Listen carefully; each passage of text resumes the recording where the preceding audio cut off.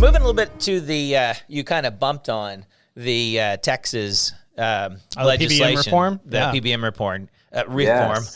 Could you hit a couple of, could you hit a couple of those, kind of what the main bullet points are for that legislation? Yeah, and it's huge, and I want to get y'all's opinions too, because it completely directly relates to like Pioneer and how like y'all serve all of these independents. And so it's Senate Bill 2195, and it's authored by, her name's Senator Kolkhorst.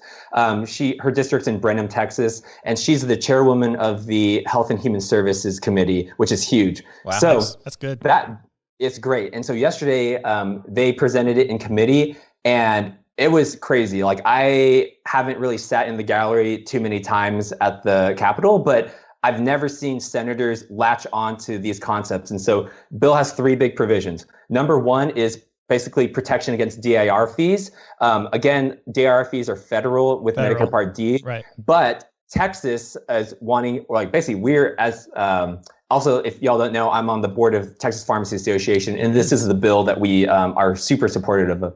And so, number one, we want to make sure that we protect against DIR fees in state-run commercial plans. So just Blue Cross Blue Shield of Texas, the teacher retirement, because what happens in federal always trickles down to the state, right? So we can't change federal Medicare Part D, but we can try to protect against these other insurances doing the same thing, right? Because then we're getting hit from all angles. Right. So number one is protection against DIR fees from Medicaid and state run insurance plans, or just any insurances in the state. Number two, big piece is anti-steerage. So right now, a lot of insurance companies will force you to use, your specialty pharmacy, or even in network, like quote unquote, in network, right? Exactly. Or like there's some plans that now, instead of opting out, they just say you have to use CVS. Like, you can't opt out. Like, you have to. There's no other option. And then big piece is specialty. So y'all will like that. Yeah. So the specialty anti-steerage as well. So not being forced to get URAC accredited, not being forced to have all of these network exclusions.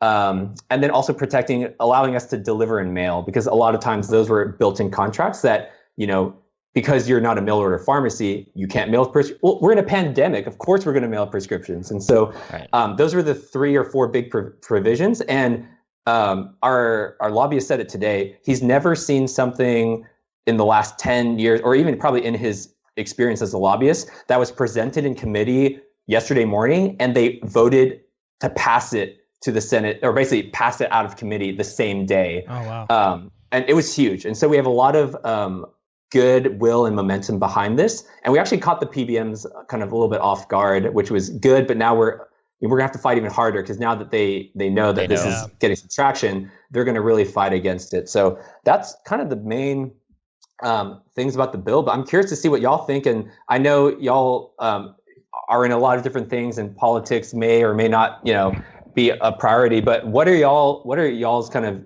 views on how does that affect what y'all do, and how do y'all kind of develop tools around these things that are developing legislatively? Well, the first thing is, if independent pharmacies don't succeed, we don't. So yes, we have a vested interest in hope in watching that and doing our part, what we can to help that succeed. For first and foremost. Yeah, I mean, I guess like from the DIR perspective, you're right. What happens at the federal level always trickles down, and Texas went heavily on the managed Medicaid piece. What about they did. 5 or 6 years ago? Yep. Oh, yeah. And so that was coming, right? So I think it's huge to protect against that, and just looking at how DIR fees affect pharmacies from an unpredictable manner, like I think that's huge. Just being able to. Yeah, and it ruled out not just DIR, but GER. Right. So it ruled out generic effective. BR, so DIR. I have to know at the time of adjudication what I'm getting paid. You can't come back, and you can't. Matter of fact, you can adjust it up. You can pay me more. Yeah, you can pay me more if you want. But you can't adjust it down. Right. And and all these big surprises where it looks like it was okay and it's not okay, and so I didn't call on it or didn't try to get a better price drug. It claims that you have to have a price list. You have to show them what you're going to pay them. They have to be at So I think that's bigger than just the DIR fees. Right. It's the predictability. It's the predictability of having because your commercials aren't doing DIR fees today, but they're certainly doing GER. Everybody's moving to GER. They're doing GER. And that's super. And they're doing that. The PBMs are doing that because that's how they're writing their contract. Right. They're writing it with a couple of percentage points off between what they're paying you and what they're getting paid. Right. They have zero risk, and so I think it's super exciting. I mean, my first thought, hey, if it moved through that quickly, we didn't ask for enough, right? We should ask for more. Yeah. You know, when you ask somebody and they go, "Oh, sure," you're like, "Oh, wow, I should ask for more." I should ask for something. But that's, this is a big step though, and it was really interesting too because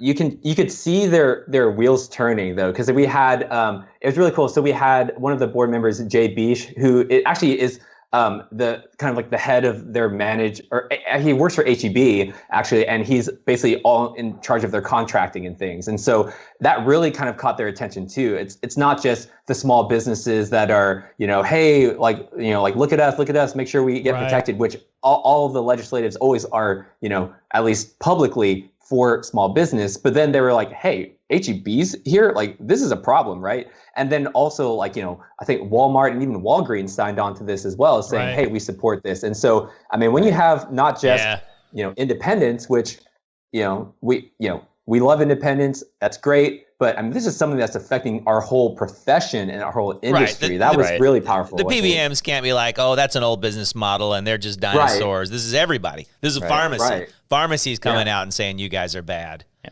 Now, how much of that do you think kind of, because it's a little surprising to come out of Texas where we typically don't do things like that. Mm-hmm. How much of that do you think is looking at like the success in Arkansas and Ohio with, hey, this was a clear win and it didn't result in the PBM saying, cool, we're just not going to do business with Ohio and Arkansas. Right. Yeah. Right. Like states realized they had a lot more power than they thought. Yeah. And now, you pass it for the most part, it's good. Right. There's no Supreme Court battle after this for the most part, you hope. And it gives the legislators a little bit more to sink their teeth into as well. I think it actually must be pretty stressful, like for them to it's almost like I picture them like in Indiana Jones when they're walking and trying not to step on a booby trap. Like you never know when you're going to step on the wrong thing or tweet the wrong thing. And for them to have something that was unanimous within the Supreme Court, I mean, at least they know, all right, we're not going to, if I make this decision, it's not going to come back to bite me, because if it does, then every single Supreme Court justice is going to have to answer to them too. And so I think a lot of it is just giving them encouragement to say, hey, if you do this, you're going to HEB, who was like the hero of the hurricanes and of the snowpocalypse and things, they're on board. You have all these independent small businesses that are in your small rural and big city districts that are your constituents. And so I think a lot of they want like a slam dunk. They want something that they can feel good about. What's next for this bill? Like, what's the next step here after this? Yeah. And one thing I would encourage is I'm learning as we go too. So my big kind of hang up on this was well, I just don't know enough about politics, or I don't really know who the senators are. That really doesn't matter. And so I'm kind of learning as we go. And so we're really going to need pretty much every farm. I don't even care if you work at a chain or a independent. It's the profession thing at this point, right? If people are complaining about being understaffed at chains and overworked and there's not enough jobs out there, this is the bill that's going to help that. And so the next step is, now that it's out of committee, we need to make sure that enough senators sign on to support the bill, that the lieutenant governor will have it be heard on the floor. And once it's put on the floor, it can be voted on. If it's voted on and passes in the Senate, then it goes to the House. And so kind of that first step is basically calling, your senators that represent you in Dallas and in Paris and in San Antonio and saying, hey, I don't know if you know about this bill, but Senator Kolkhorst has this bill that's really good for patients and really good for independent pharmacies, and the small profession business of pharmacies. pharmacy. Yeah.